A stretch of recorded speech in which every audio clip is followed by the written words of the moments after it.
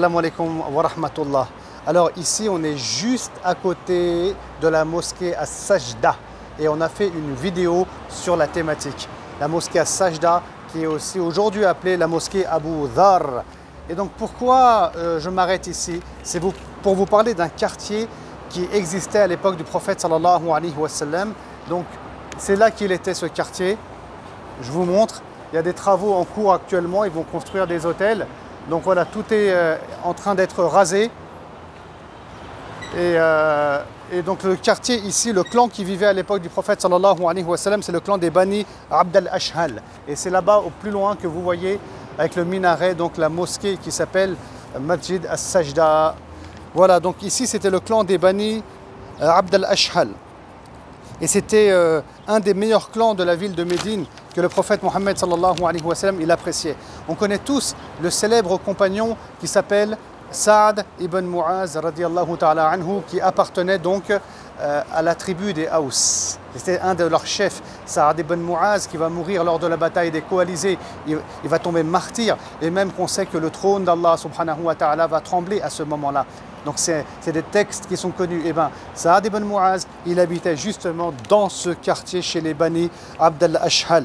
Et on a aussi une femme très célèbre qui s'appelle Asma bint Yazid qui y vivait, et c'était un peu la porte-parole des femmes de la ville de Médine. D'ailleurs c'est elle qui un jour demandera au prophète sallallahu alayhi wa sallam si les femmes peuvent avoir des cours particuliers au sein de la mosquée, et là le prophète sallallahu alayhi wa sallam il va accepter, car l'enseignement ça lui tenait à cœur, que ce soit chez les hommes ou chez les femmes. Et d'ailleurs par la suite il y aura aussi des cours qui seront donnés pour les hommes.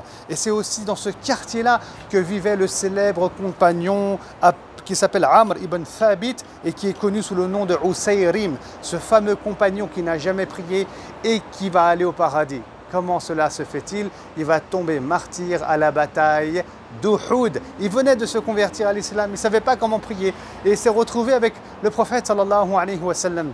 Il s'appelle Usayrim et il était là aussi, il vivait ici dans le quartier des Bani Abd al-Ashhal. Et il arrivait au prophète sallallahu alayhi wa sallam parfois de se déplacer de la mosquée de Médine qui se trouve voilà dans cette direction-là. Et il marchait pour aller dans ce quartier ici afin de prier la prière de la Asr et aussi la prière du Maghrib.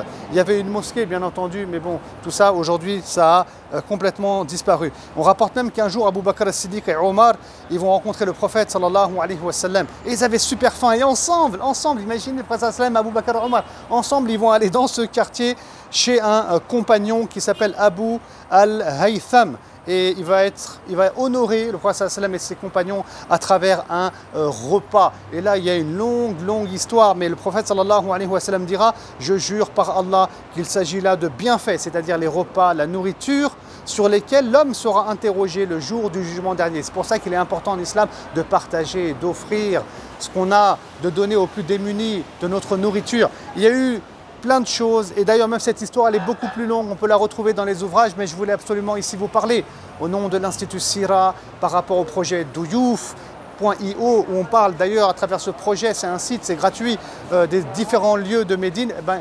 Je voulais aujourd'hui parler de ce quartier-là, c'est un quartier important, et aujourd'hui encore, tout le monde est au courant, les Saoudiens, etc., du nom de ce quartier, on le retrouve même sur Google. Voilà, je vous remercie pour votre attention. N'hésitez pas à partager cette vidéo et à invoquer Allah subhanahu wa ta'ala pour nous, mais aussi pour faire des dons. Vous pouvez faire des dons ponctuels ou mensuels, bien entendu, pour développer nos activités et nous aider. Je vous dis à très bientôt. Salam alaikum wa rahmatullahi wa barakatuh.